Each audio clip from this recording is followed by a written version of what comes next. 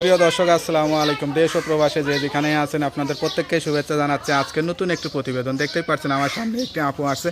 আপুটা দেখতে শুনতে যেরকম সুন্দর সেরকম মুসলম্বা, এক কথায় অপরূপ সুন্দরী। আসলে তার জীবনটা এরকম সুন্দর কিনা চলুন জানার চেষ্টা করি। আপু আসসালামু আলাইকুম। ওয়ালাইকুম সালাম ভাই। আপু আপনার নাম কি? চাঁদনি। চাঁদনি আপু, তাদের মতোই তো দেখতে। আসলে জীবনটা কিরকম? জীবন তো অনেক কষ্টেরই, আল্লাহ দিয়েছে।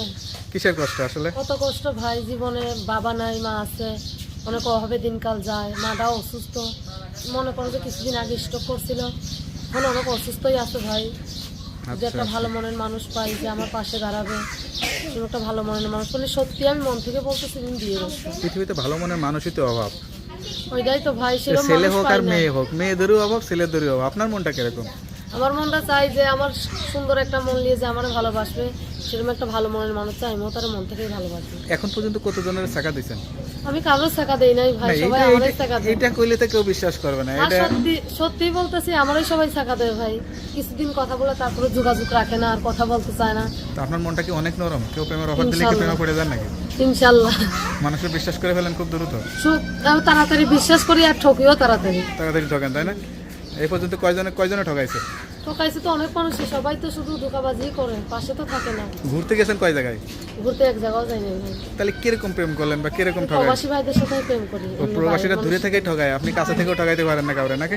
না ভাই, কাছ থেকে কারোর ঠকাইতে আমি চাই না। মানুষ বলে যে এত সুন্দরী হয়ে এত সুন্দর মেয়ে বিয়ের জন্য প্রতিবেদনে আসে, এটা কেউ বিশ্বাস করতেছে না। আসলে এর রহস্যটা কি? মানে বিশ্বাস করে না কেন? বিশ্বাস করে না কেন ভাই? মানুষ কথা বলে, তারপরে খারাপ খারাপ কথা বলে, তখন আমরা কথা না বললে বলে কি ধোঁকাবাজি করছে। যদি মন থেকে ভালোবাসে, যদি কোনো খারাপ কথা না বলে, তো দেখো সারা জীবন থাকে কিনা। যদি তুমি এক মাস থেকে কথা বলে তারপরে যদি ফালতু কথা বলেন, সেগুলো দিয়ে কিন্তু জীবন চলে না। যার সঙ্গে জীবন কাটাইতে চান তার সঙ্গে ভালোভাবে কথা বলবেন, সেও ভালোভাবে কথা বলবে, আমিও ভালোভাবে কথা বলবে।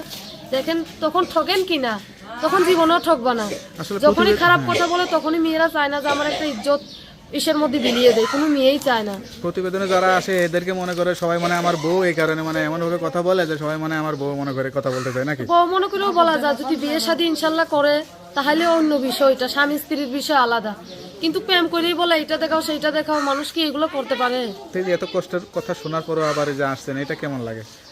অনেক তো খারাপই লাগে, কি করব। এখন মনে করো যে বাসা বাড়িতে কাজ করে সংসার চলে না, অনেক দিনকাল অভাবে যায়, অভাবের জন্য কিছু করতে পারি না। ওই কষ্ট করে আবার এই প্রতিবেদনের সামনে আসতেই হয়। তাকে কোনো দুইটা কষ্টের গান টান শোনাবেন নাকি? এত মনে কষ্ট নাকি সুখের গান টান? গান শুনে কি হবে? এমনি তো জীবনের কষ্ট, একটা ভালো মানুষই পাইলাম না এতদিন ধরে। আরে সুন্দর একটা জীবন চাই, যদি ভালো মনের মানুষ পাই আমি বিয়ে শাদী বসবো। কোন দেশের মানুষকে বেশি পছন্দ? যে কোনো দেশেরই হোক, তার মনটা সুন্দর হবে ইনশাল্লাহ, যে আমার 5 ওয়াক্ত নামাজ কালাম পড়াইতে পারবে। প্রবাসে টোসে নিয়ে গেলে, বিদেশ নিয়ে গেলে ইনশাল্লাহ তাও আমি যাব। তাও যাবেন, তাই না?